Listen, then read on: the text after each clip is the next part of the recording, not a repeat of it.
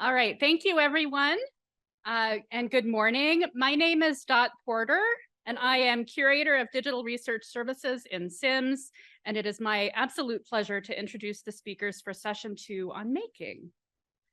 Our first speaker, Georgios Boudalis, is the Senior Book and Paper Conservator at the Museum of Byzantine Culture, Thessaloniki, Greece, where he has worked since 2000.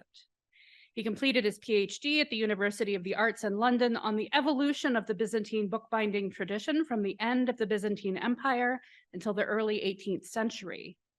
He has traveled extensively, conducting research at major libraries and sharing his knowledge, teaching practical and theoretical courses on the history of the bookbinding traditions of the Eastern Mediterranean, with special focus on the Byzantine and post-Byzantine. His most recent book is On the Edge, End Bands in the Bookbinding Traditions of the Eastern Mediterranean, which is published by the Legacy Press in 2023, and is also the author of the Codex and Crafts in Late Antiquity, published by University of Chicago Press in 2018. Georgios, welcome.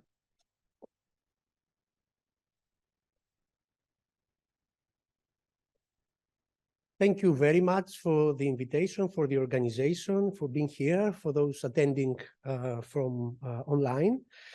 I will try in my talk to speak about different things, all related to the wax tablet codices. And my talk will be divided more or less into equal parts. The first one will be looking at the evidence. So basically tablets in Greek and Roman art. And then the second part will be attempting an interpretation of some of the features shown in images of wax tablet codices. And I will briefly say a few things about how accurate such images can be. And then I will be looking specifically in two features. One of them is the hanging loops, what I call the hanging loops. We'll see them, a very rare feature. Actually, there are only two pieces of evidence of that feature that I know of. And then the second is what I call the leather stylus holder, which I think is probably, for me, one of the most interesting cases of this idea of looking at iconography and trying to extract information out of that. But let's start with what physical evidence we have from these early centuries, and it's not much, really. This is by far the earliest one. It's 14th century. It's the Uluburun diptych. It's a small diptych, a wooden one, excavated from a shipwreck off the coast of southeastern Turkey. And to the right is a reconstruction of what it was. So there is a hinging mechanism made out of bone, and actually you can see it here. And of course, I'm sure that most of us are familiar with these ivory tablets from Nimrud from the 8th century, of which several are in different collections. This one from the British Museum. I quite like the fact that there is a bit of wax. I don't know what exactly it is, but we want to believe it is some sort of wax still preserved there, on which obviously it was possible to write with a stylus like the one shown here from the Asmolean Museum. And these are the earliest examples of wax tablet codices from classical antiquity. These are excavated. These are small ones, like that size, more or less, from what is now called the Tomb of the Poet outside Athens, and they are now preserved in the Archaeological Museum of Piraeus. We have much more information, but that comes from later centuries, so from the Roman period and onward. But from these early centuries, we do have some quite interesting iconographical evidence, visual evidence. This one is from the Hittites culture, dated to the 8th century. These sort of rectangles in the what we call the spine of that codex, we want to believe that's a codex of some sort. So that probably represents a hinging mechanism like the one we've seen in the Uluburun tablets, diptych. This is it's 6th century. It's one of the earliest representations in Greek art of someone writing. And it is, well, despite it's been an archaic terracotta figurine, it gives I think, as much information as one would have hoped to find. So someone holding the tablet in a horizontal sense, not in a vertical sense, that's important to notice, and writing on it with a stylus. This is from the Louvre and coming from Viotia in Greece. And this is apparently the earliest painted representation of a person doing exactly the same thing. The photograph doesn't help much, but this is what exactly he's doing. He's holding an open wax tablet and writing on it with a stylus, which you can barely see there. Now, there are a few typical contexts to which tablets are represented in Greek art. One of them is school scenes. So representations of young men, mostly young men, being educated in a context which we like to call like a school of some sort. And so in this context, you do find images like that, and obviously images like that, to which we will come back later. There is another iconographical type, which I call standing youths with a tablet in between. So two young men, one facing the other, and in between them, always a tablet of some sort at the background, okay? And there are several of these images. I'm just showing you a few here. It's just a variety of things. So a tablet here with a stylus, secured or under this string, which secures them together, and then two holes, two sets of holes, 4 holes in the corners, double holes here, 3 there, etc. And these all come from a search I did in the Corpus Vasorum Antiquorum, a big multi-volume series of basically ancient Greek vases dispersed all over the world. So the name in front of the captions really indicates where the vase is preserved, not where it was found, obviously. This is another representation where you can actually get an idea that this tablet there is more like a single tablet, like a horn book, if you like. I think, because there is this small extension at the top, but again, with a string around it, securing also the stylus. That's a very important thing. We will come back to this feature in a bit. Then we have tablets represented with a handle, and that handle can be used in order to hang the tablet on a wall, for example, or it can be actually used in order to carry the tablets around, like in this example. And like this example, so I'm particularly fond of this example where you can actually see the knot of the string being wrapped around the tablets. And obviously another example to the right. I quite like also this example, which is one of the very few examples where you can see young women rather than young men carrying tablets, which obviously gives us some information about the idea of education and to whom education was, for whom education was in classical Athens. So here is some evidence that women were not excluded somehow. And these are images which appeal to most of us because they definitely relate with our laptops today. Inevitably. This example is here in the Penn Museum. I've seen it before, but I hope to see it again. Obviously, the example to the right, we've already seen at the beginning. Now, do notice that this tablet here also has a handle. It's not very clear, but there is a handle there as well. And there are several images of these people holding tablets like that. So not like that, as you would hold a book today, but rather like that.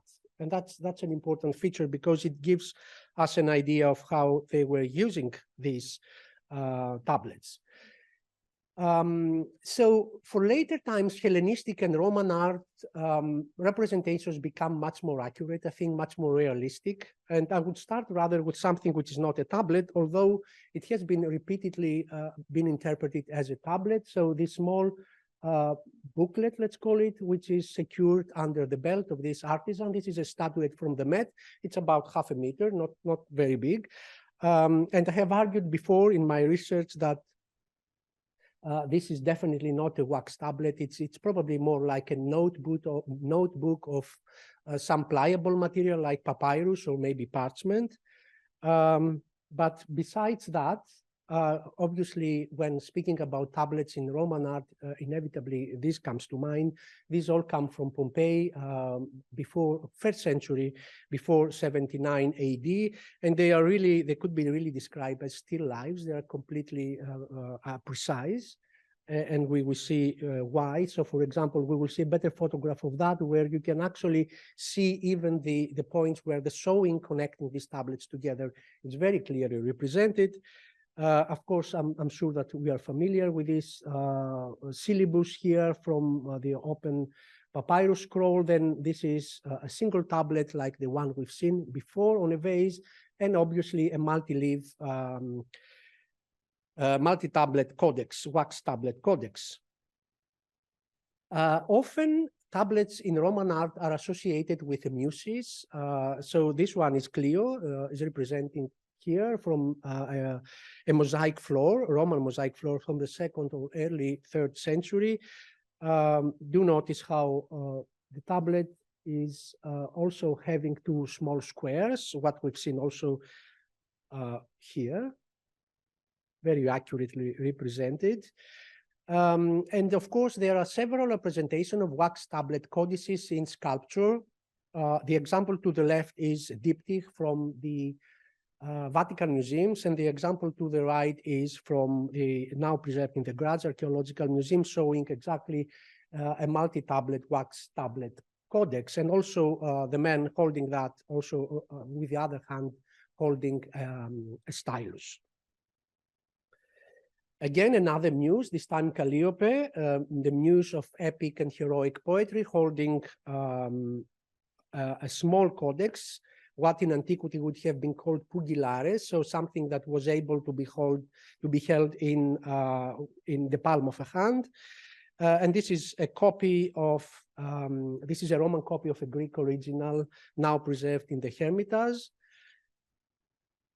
And this from the Getty, it's an aiskos, so a small temple originally placed on top of a grave with a woman looking at her tablet, which is held by her young servant.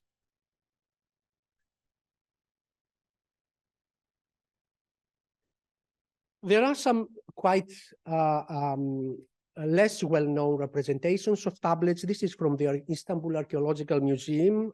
It's a Roman sarcophagus, obviously from the 3rd century. There are all these different personal items of the person who was buried in that tomb, among which, obviously, of interest for us are these. So a single tablet like the one we've seen from Pompeii, in the wall painting from Pompeii. This is probably a pen holder, and this is definitely a tablet, I think, exceptional in this case, because it also gives us this bit of information here, which indicates exactly the way these tablets were stitched together.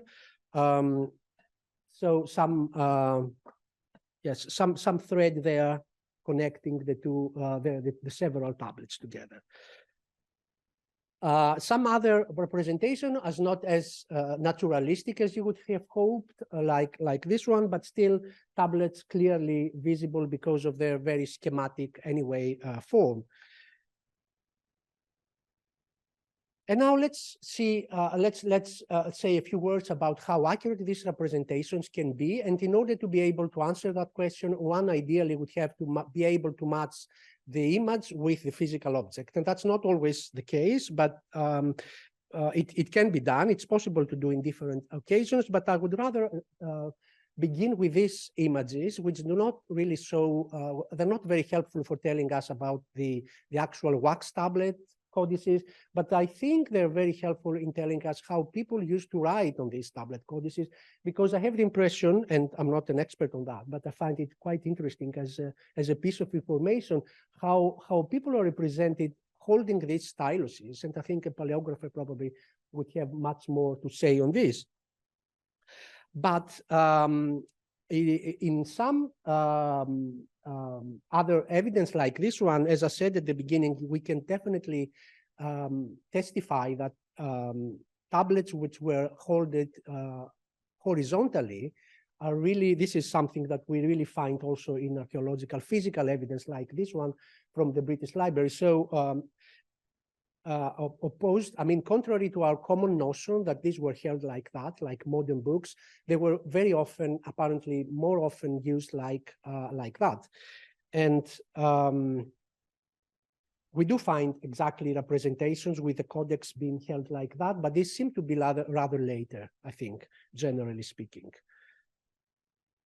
Then we have this physical evidence like this one, which really can be, I think, clearly be matched with images like this one or like this one. And both these examples are later examples. This is a replica from an actual codex found in Egypt in the Daleh Oasis, dated to the 4th century AD.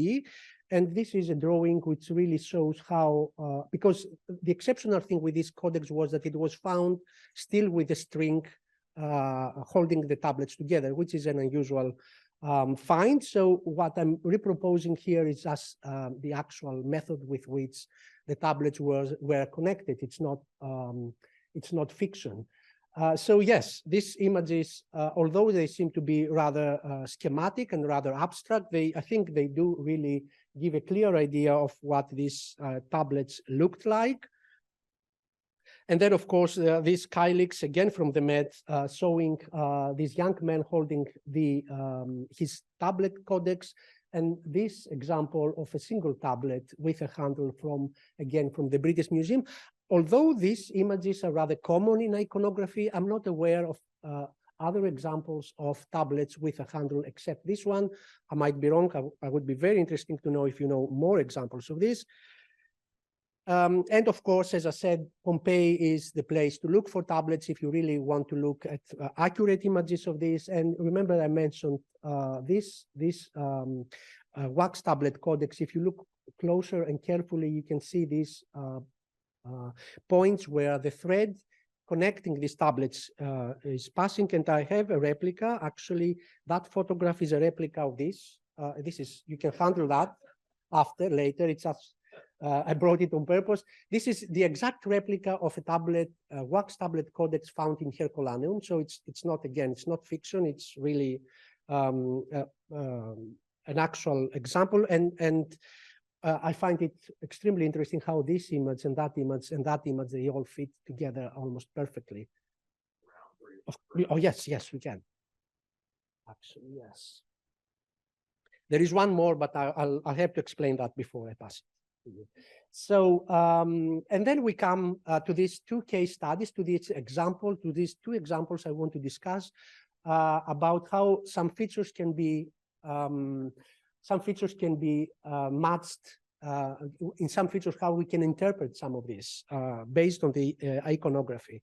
So this is a picture which I consider of primary importance for the history of the Codex, because it shows really all these different book formats at the same time, used at the same time around the 3rd or 4th century in Rome. This is from the catacombs, from a catacomb in Rome, the tomb of Trebius Justus, who died at about 21 years old, and all these different formats. So wax tablets here, a capsa with the papyrus rolls there, a single board with writing here, this big stack of wooden boards. They seem to be wooden boards with this long strap. We'll say a few things in a minute. Then this stylus or pen holder, and most importantly, what I believe is a papyrus open codex in his lap. Furthermore, with two holes there and two holes there, so the holes through which the gatherings of this papyrus codex would have been originally sewn. So looking closer, so we have this, the wax tablet codex, definitely wax tablet codex, because it can be really matched. This is the replica I was telling you about. Again, it is an exact replica of an actual 4th century codex, wax tablet codex. And so again, this stack of wooden tablets, which I think can be probably matched with these tablets, big tablets represented here from the second Pluto of Trajan in Rome, dated to the first century, second century AD. What I find extremely puzzling is this loops here and there, which really can be also seen there. Sorry, it's the same one, yes.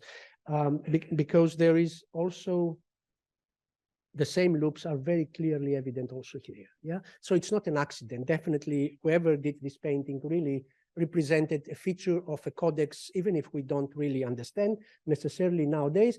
The only other information to which I think can be matched, that information can be matched is this one, again, a funerary monument with a pen and stylus holder, definitely clearly represented here. And this, which seems to be a wax tablet codex, do notice this sort of square shape that we will see it repeatedly in several wax tablet codices. So these loops might have been, I think, might have been a sort of device in order to hang your tablets somehow. And unfortunately, as I said, I don't have more evidence, iconographical evidence of any of these things, either this one or that one. So for the moment, I think that's the best explanation I could give.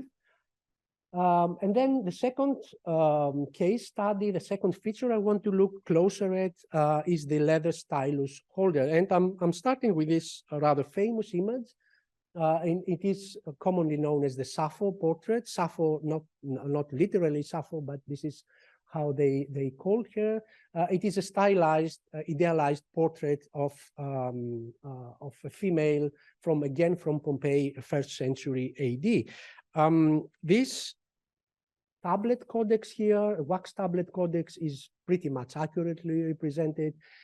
What I find extremely interesting is this black device at the spine of the codex, which I believe is a stylus holder, actually a holder for two styluses. One is the figure is holding with her hand in a gesture which is archetypical almost. You find it since archaic times. So look at the pointed edge of the pen here, of the stylus here, and the flat end and the other end. The same flat end you can see here.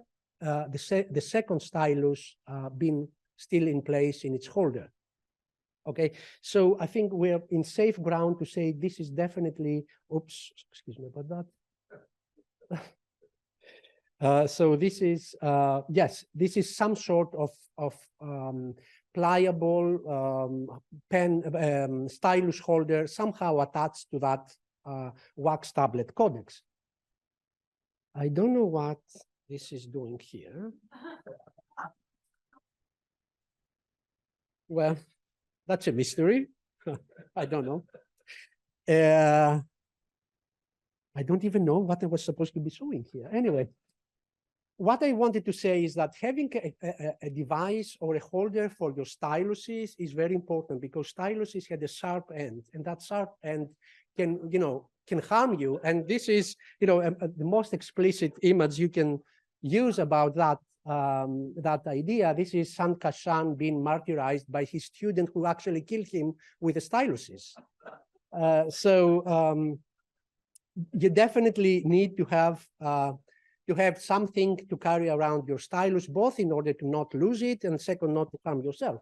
And some of these wax tablet codices, in fact, had a purposely a recess purposely made in order to exactly hold the stylus or the styluses. So more examples, later examples, both of these are preserved at the Louvre.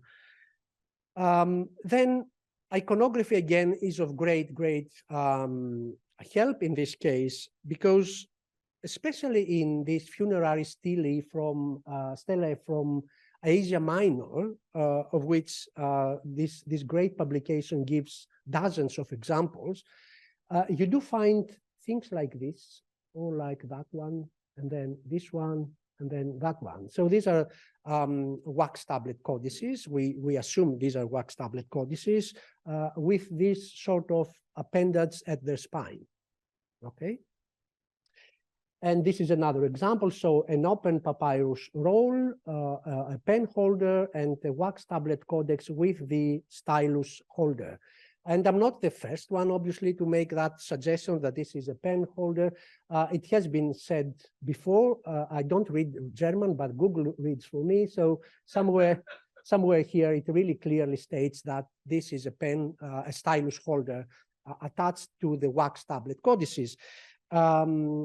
Somehow, though, that piece of information doesn't seem to have infiltrated in, at least in English-speaking bibliography. So you don't, I mean, you read a lot about wax tablet codices, but very few people, as far as I am aware, do mention about these appendages here, although they are not rare in iconography.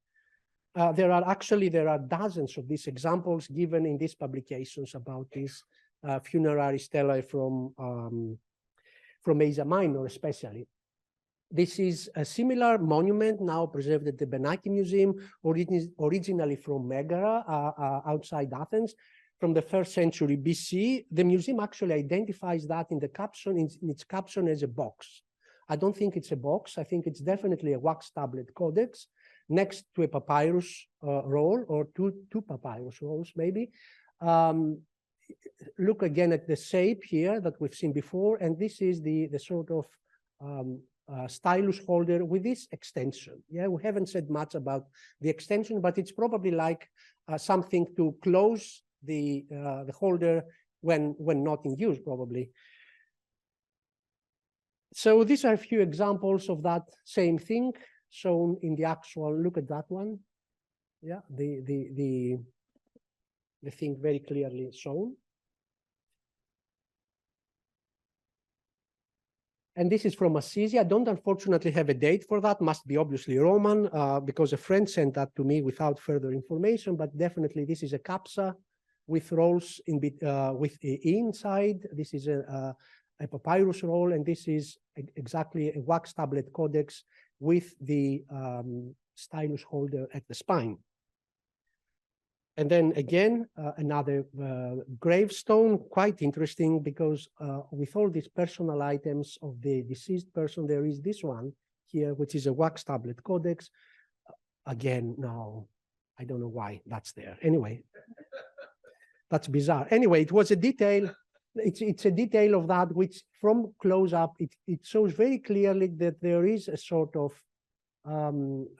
a holder there of some sort. Yeah, it's a very clear example. Unfortunately, I don't know why that happens. And then we have these wall paintings from Nemi, almost unpublished, because it was displayed in Rome in an exhibition a few years ago, but it's not included in the catalog. So all I have is this photograph of this detail from the theater of Nemi outside Rome.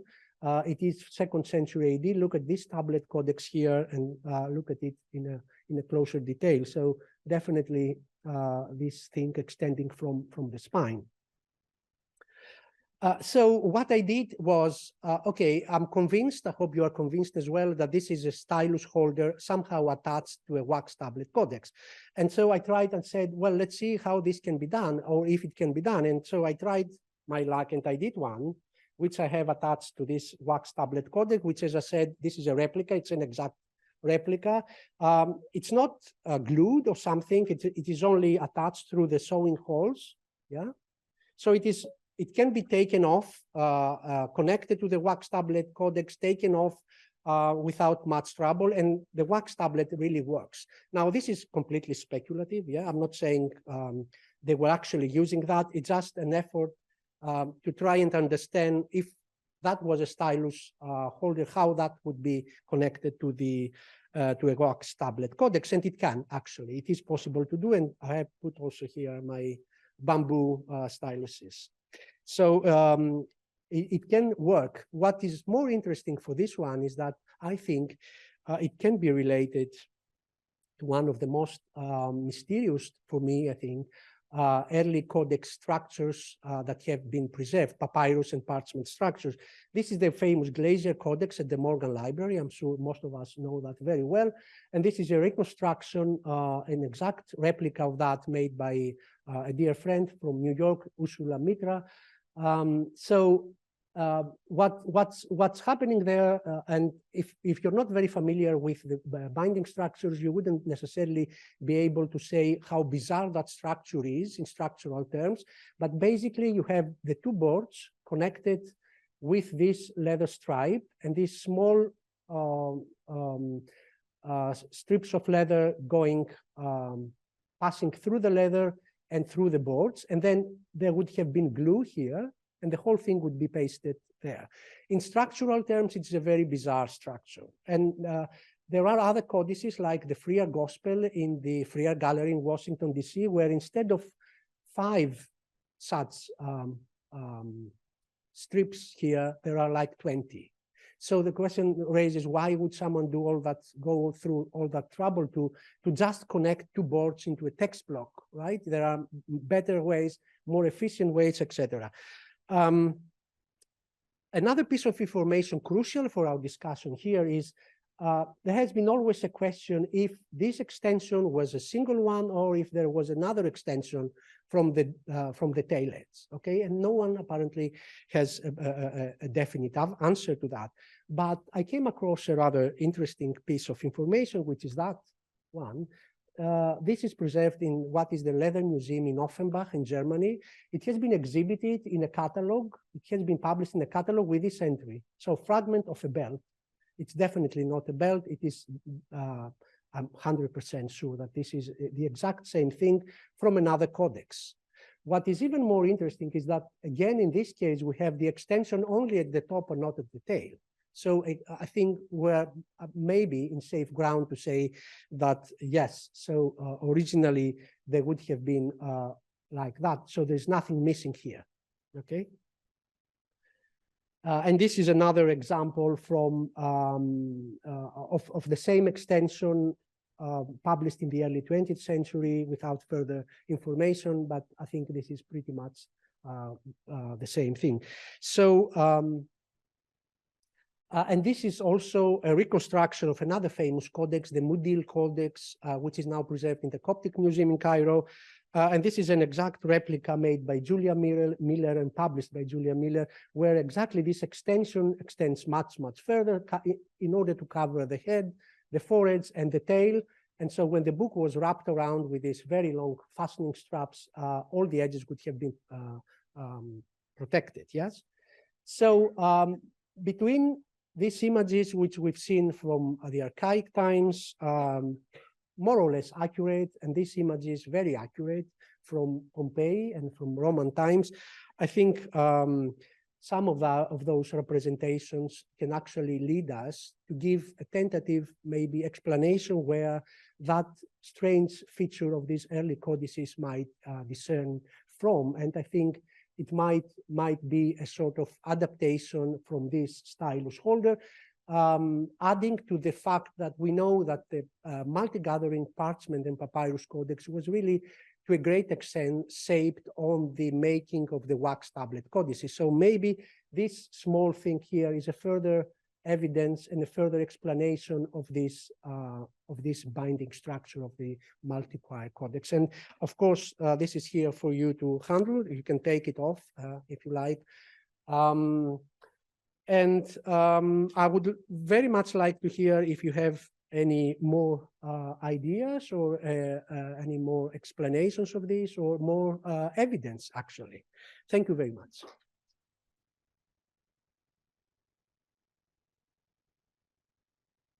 Yes.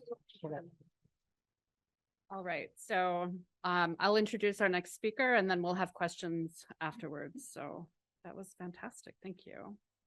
Our next speaker, Alberto Campagnolo, trained as a book conservator and completed a PhD on an automated visualization of historical bookbinding structures at the Legatus Research Center, University of the Arts, London. Since 2013, Alberto has been a co-director along with me in the development of VisCall, a model and tool for the recording and visualization of the gathering structure of books in codex format. Currently, Alberto holds the position of postdoctoral research fellow in codicology of Carolingian bindings at the Université catholique de Louvain in Belgium, with a research focus on digital twins in library heritage research. He's also a guest professor in book studies and digital humanities at the Book Heritage Lab of the Maurits Sabé Library at the Faculty of Theology and Religious Studies at KU Louvain. Alberto, welcome.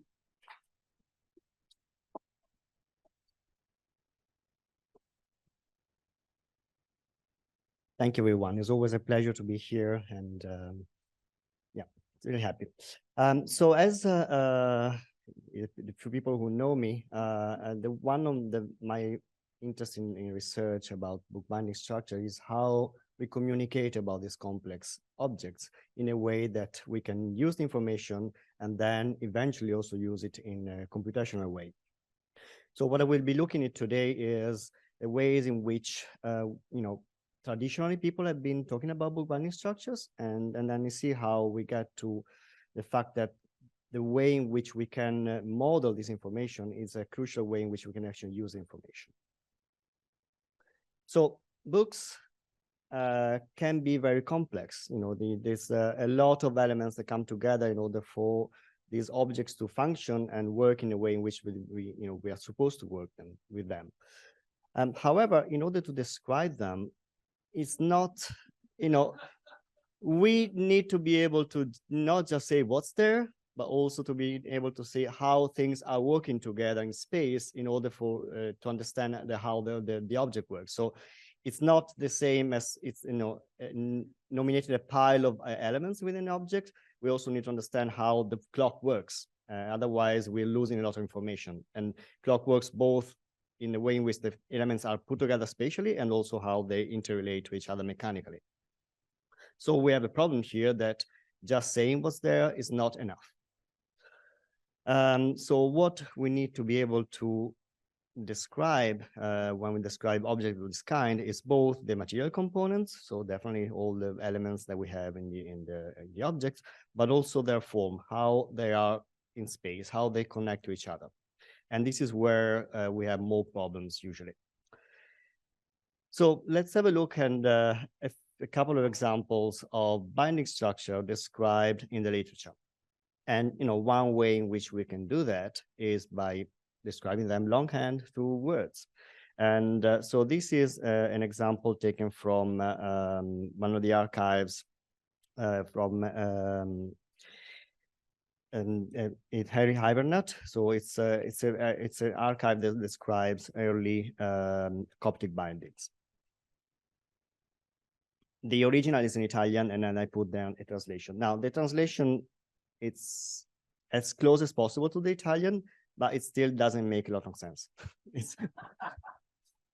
It's you see there, you understand what's kind of happening, but really what it is there, it's really difficult. So what I think that this is trying to describe, it's something of this kind. So this kind of sewing that would have been found on a Coptic binding. But in order to understand what's happening there with the thread and the needle, you need to know already what's there. If you just read that, it's really difficult to really understand and reproduce it and see how the things come together in their form. I have another example of this kind. So this is a description taken from an article that was published in 1978 by Eleanor Clay about this peculiar sewing structure that had been found in Austria. And unfortunately, now this book has been restored, and I'm using the word technically. So the sewing structure is no longer there, and all we have left is this the photographs that Eleanor took and her description. And now, my German is not very good, but even giving it to German bookbinders, it's very difficult to understand what she was trying to describe here. And she had a very long conversation with Christopher Clarkson to describe it, and there was a conversation between the two of them, and she concluded that that's how you produce this sewing structure. It's not very clear. So what happened is that a year, like 10 years later almost, someone from the Society of Bookbinders here in the US had a German wife. And so he went to the article, say, look, please translate this and help you to understand how this structure works. And she translated the text into English, and then he tried to make a model of it. And then to communicate this, he resorted to also use drawings to try to understand how the structure was working. And he tried to be as close as possible to the action that were described in the German text. A month later, another author reads his article and reading the same translation says, no, this is how I see it, this is how it's done. To cut the long story short, thankfully, we actually did find more of these sewing structures. Actually, there are two versions of it, one in Italy and one in Germany, in Austria. So they look kind of the same, but actually two different ways of making it. And I just put the references there for if people are interested into how people have been describing this. So there is actually, we actually know now the way in which the two structure had been produced. The problem he was trying to make is that just the words and just the photographs did not work. We didn't have enough information there to actually work with that. Another example taken from the literature was this very specific terminology that Pamela Spitzmüller had been putting together along with Gary Frost to describe specifically sewing structure. And she had a very specific list of terms that could be used to describe that. Basically, it's just describing the actions that the thread would be made to make in order to create the sewing. So everything that you see underlined on the screen, it's technical terms that were described in this terminology. And there are a few examples of this in the papers that they produced, and it kind of works. It kind of works. If you follow the thread, you follow the action that the thread is made to do, then you can actually reconstruct the sewing structure. So only words might work if you have a very specialized technical term. But I think that the reason why this is working is because it is sequential. So it's very easy for words to describe something in sequence. It's not so easy to describe something that is complex in form in 3D space. But the sewing structure, it's a sequence of actions that follow the thread. So words in this case can work in order to describe this if you have a very specialized terminology. But books are more than just the sewing structures, and not the rest of the structure. It's something that can be described in a very sequential manner. So even having a very highly specialized terminology might not work in itself. So we are back to our problem. We have our material components that we can describe, and maybe we can even have a very specialized terminology for it, as we will see in a second. But we need to also be able to describe how these are in space, the form they take in order to describe the book. So on the one hand, all the material components and how these are, can be called, and then what we need to see and describe, Ligatus came to help. And so we have a very detailed thesaurus that allows us to call things with their name, and also to understand what we actually need to name. So the material components part, it's done. But done, no, but it's not. We're in a good space anyway. When it comes to form, though, really, what happens usually is that when people describe bookbinding structures, they normally resort to this. It's, you can describe it in all the details you want, but and at the end of the day, if you want to really describe things in space, you have to do some drawings that really carry the meaning much better than any other ways in which the words will do. So, okay, so we have words for the material parts, drawings on the other part, but this kind of limits what we can do, and we'll see that in a second. What I wanted to also look at was all these representations carry different levels of granularity. So some of them will describe something that is applicable to just one specific thing, and other representations really are so general that you can say it's just a book. And when we speak in words, we have, we basically work in a sequence of a level of abstractions. And usually there is one word that carries the most meaning and is the most useful for communication. When this is done under like psychological studies, these are referred to as the basic level of abstraction, or the entry point level for more specific conversation. So if you are, if you need to go and you talk about, I need to buy a table. Table would be the word that you use in an everyday conversation, as opposed to furniture. There is like, it's too specific to actually refer to what you're talking about. If you go into a furniture shop, table is too general, and then you usually go down to a very specific word that, it carries more meaning within your scopus. So you need a kitchen table, a coffee table, whatever it is. So the level of abstraction needs to come closer to a more specific meaning in order for the conversation to carry on. The same happens with images. So I kind of looked into all the different drawings that I could find of bookbindings descriptions.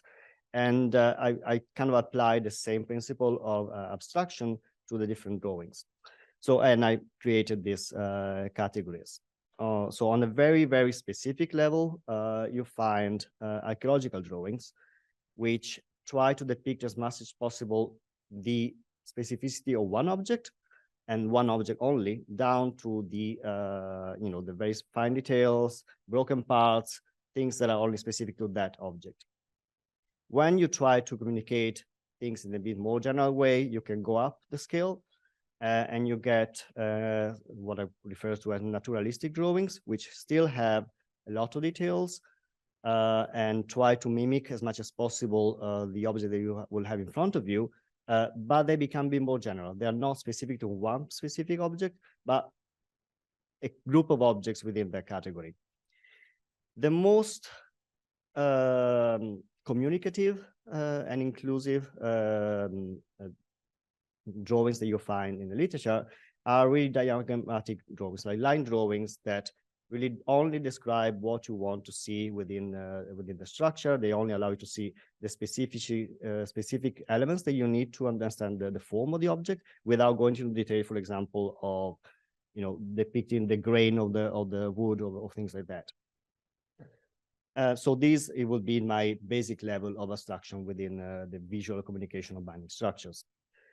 Then you get sometimes drawings that only allow you to really see, okay, it's a book of a kind as opposed to another one. You can see details that distinguish one to the other, but it's you don't have really enough detail to actually study the object, and then you can end up with drawings that really say, oh, it is a book, it's a codex format, but nothing else.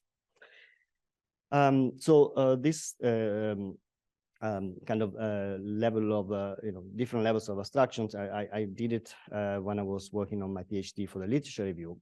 But back then I had thought of putting into a special category book representing in art, because to me they did not fit into this schema. But then Basira came along and that whole thing changed. So we'll see more about Basira project later on, but I really thought about my whole diagram here of the level of abstraction, looking at specific cases that we could find in the art.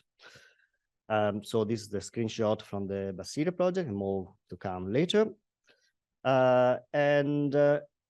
When I was thinking about it, it's like, okay, most of my other things would be at the generic or, kind of abstract, not so much detail. So, on this example here, you can see it's a book, codex. There's something written there. There are some illuminated or like rubricated letters, but that's as much as I can say.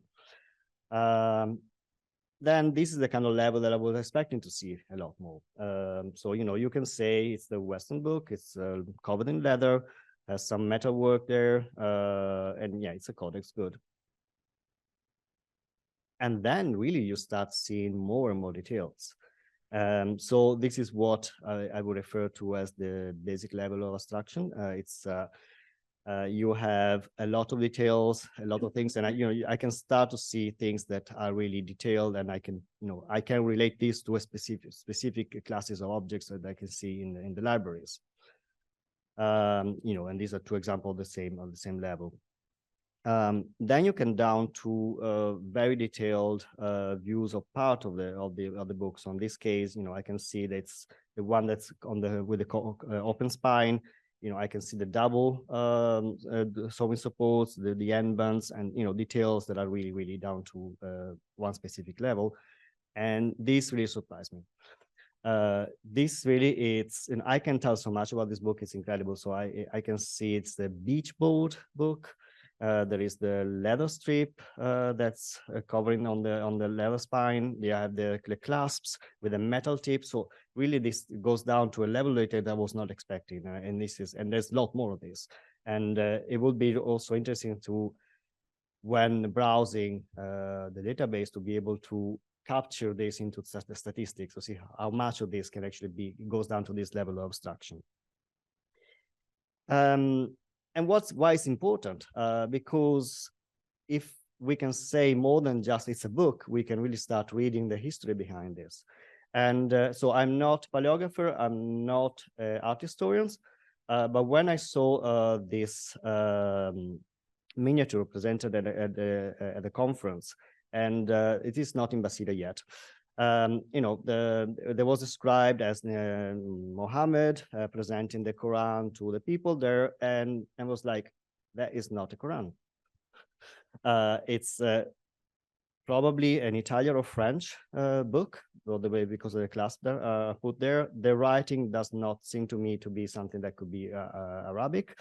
But then why is that there? I don't know. That I leave that to the art historians to answer. What I can say is, like, I can, as a book historian, art historians, I can say, bookbinding historian, I can say this is not an Islamic book, and the level of details that you can find there is actually like quite incredible. So we have our material components, and we see that the form kind of translates this information in visual representations. But the visual representations don't allow us to work with this data. So we can call up all the metadata that describes the parts, but the form, it's stuck into this representation that we can point to, but we can't really capture it. Well, there are ways in which you can do that. And the one interesting thing is that things at the, actually, sorry, one point that I was forgetting is that, so things, when we speak about things at the basic level of abstraction, normally is that where we can start thinking about parts.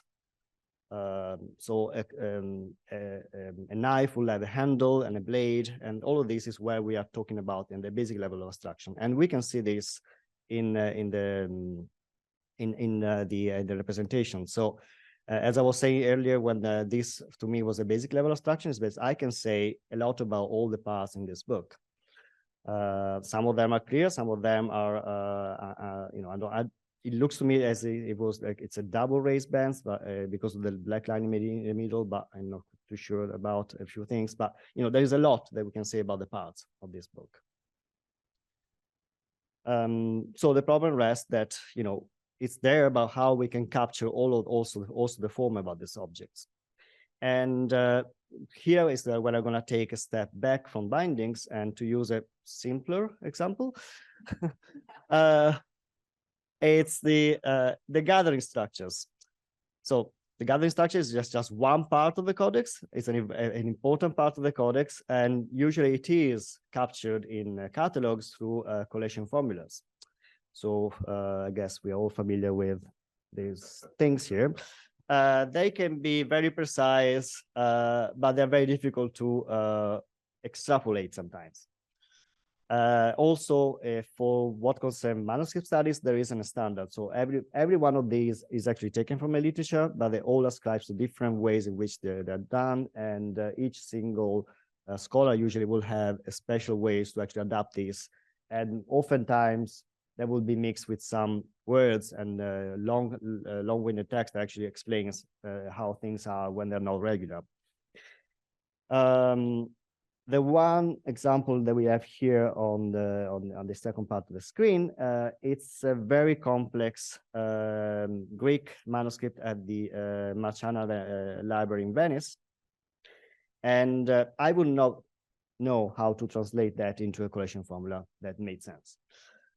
Thanks God we have this call, so I went in, and this is where we're still experimenting, and I put this into the model, and the model was able to, so I was able to model it according to the Viscol model, and through that I was able to produce this automated drawing. So the information within the model that describes the structure, it's capturing both the material components, so the various leaves and gatherings, but also the form. Because if I can use a computer to read that and translate into a drawing, that is where, I actually be able to capture the form as well. Which takes me to the last point, so there will be time for questions, your lunch, is that I'm really admiring the ways in which the Basira project has really taken at heart the problem of how do we describe things? What is the model that we need to use in order to capture all this data? Because the model per se becomes another ways in which we are capturing the information. So it is in using Persian semiotics, it is a diagram. So let's, the diagram according to the semiotics of Peirce is that it's a way in which we can represent parts and relations between parts. And so it is essentially that the model becomes a ways in which we can capture the details of the form.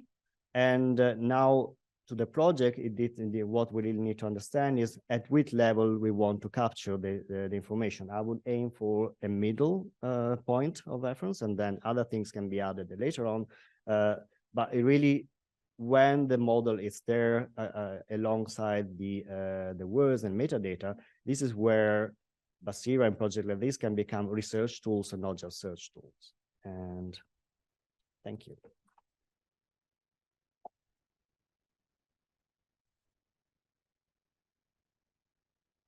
All right, our speakers are here.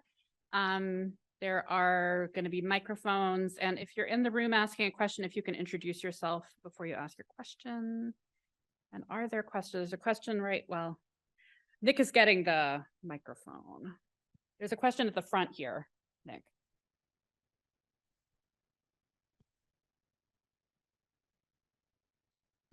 Good morning or good afternoon.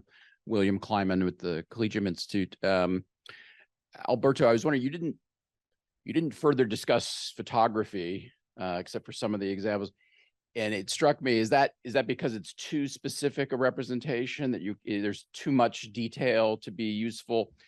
And I just wanted to suggest you, I was struck throughout your talk by point of comparison with anatomical illustration, which persists in the in the era of video and photography, and might be a useful point of comparison. Yeah. So definitely. So is this all? Yeah. So the photography captures a lot of information, but it doesn't abstract enough for the shapes and the ways in which things are connected to each other. You can see them if you know what you're seeing, but it doesn't really extrapolate the ways in which you can communicate better the structure. So it's a good way to capture it, but then usually when you want to communicate better about the ways in which things are put together, you need to go higher up in the abstraction, so you can only see what things are and in which relation they are. So we have so many examples of endband pictures, but only only through the diagrams that Georgios makes and produces, we can really see how things are put together. Can I add something, Alberto? Yeah. I think also the issue with photography is that photography really gives an image of everything, the important and the non-important. Yeah. So while drawing really extracts the non-important and leaves you only with important stuff, to my mind, that's a basic. You need both, to be honest. You don't, nobody says we don't need photography. No, we do actually, but it should always, I think, be implemented with drawing. Yeah. I think we have a couple of questions from the chat.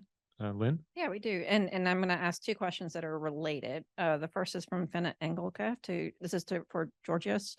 I would be interested in knowing what materials are used to make the tablet replicas in case we want to make some ourselves as teaching tools. If anyone has resources, please let me know. And Zoe Webb follows up with, what was the wax mixture that was used originally? Straight beeswax? Was it dyed? Did it depend on geographical location?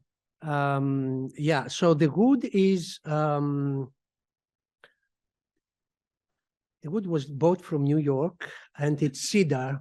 It's cedar. I bought it back in 2018 in order to prepare that exhibition at Bard.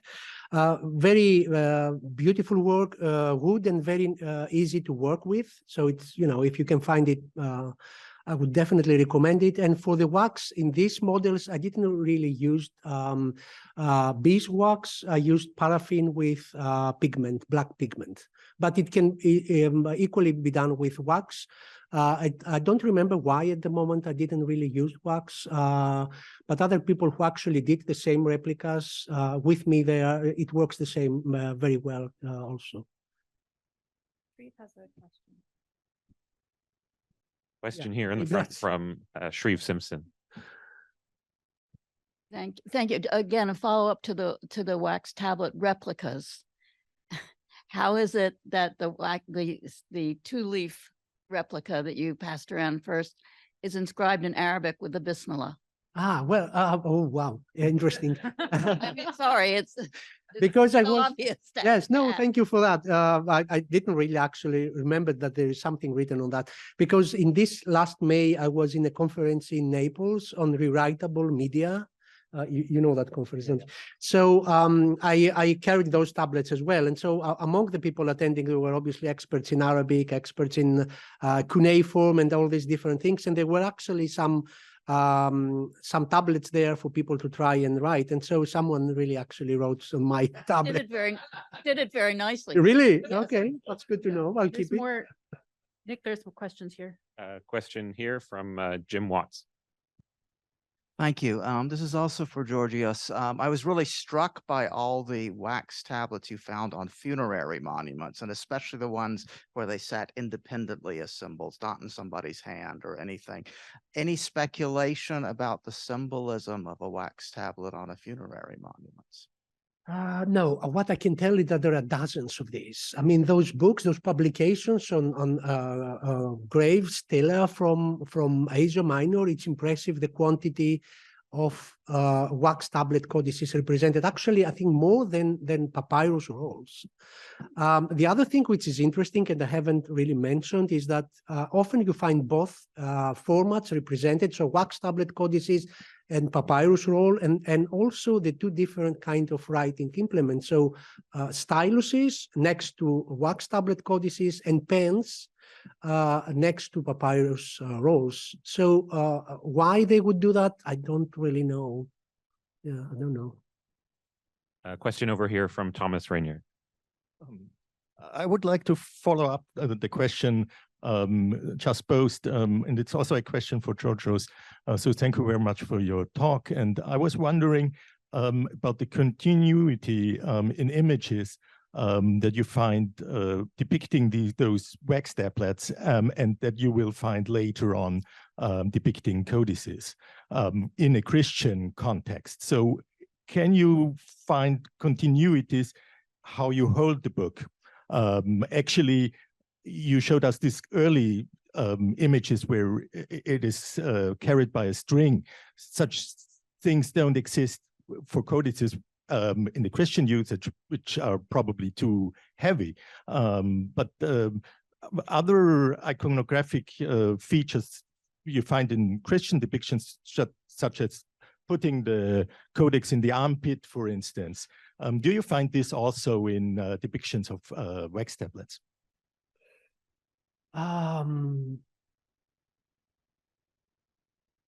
Not that I can think of right now, really.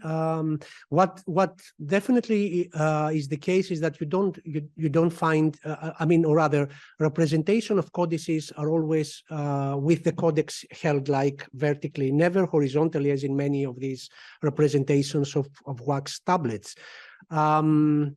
I'm trying to think if there are any representations of both early Christian representations of both codices and wax tablets beside Trebius, the famous Trebius Justus that we've seen. And not an example comes to mind right now, I have to say. No, I don't think so. Although, I mean, you've seen it also already from the Trebius Justus representation. It's very clearly distinct. Wax tablet codices are very clearly distinct from codices, either papyrus or parchments. That's one thing that can be said. Yes. Other questions? We have one from Lynn Farrington. For Giorgio, thank you both for such wonderful, wonderful talks. I just wanted to ask about that square in the middle. Was that to keep the wax from touching and running? Yes, okay. yes. Thank you for that. I should have said that. Yeah, no, I didn't. Thanks so much. It's there exactly for that purpose. And actually, there is some written evidence. There is this letter. I don't remember the details, but it is published. There is this letter on a papyrus from Egypt. Someone is making a list of things to buy. And so she specifically mentions, to buy a wax tablet, but make sure that it has the squares in the middle so that the tablets do not stick one to the other. So yes, that's what it is. Yes. Yes. And that suggests also that one could buy tablets without the square. I suppose so, yes. Right. Yes. Cheaper ones. The cheap ones. Right. A question here from Lisa Fagan-Davis. I have a question for Georgios. Thank you, both of you. Really fantastic lectures, lots to think about. Question for Georgios. I was really fascinated, and I think we all were, by all of these depictions of tablets opening this way, like a laptop, instead of this way. Two questions. The first is, are there any surviving tablets with fragmentary wax in them that show writing this way as opposed to this way? And secondly, when does that transition happen in illustrations of tablets from this to this? Yeah. For the first question, there are definitely tablets still with the wax surviving on them. The other, it's interesting to consider is that I don't remember any analysis done on the wax on these tablets, to be honest, as far as I know. About the transition, I don't really know. As I said in my talk, because to be exact, one would have to collect all the information, all the iconographical evidence. Here were this is where Basira or things like Basira come into play, and then see when this transition happens. What I already know and I already said is that it seems that the vertical sort of opening is later than the horizontal one.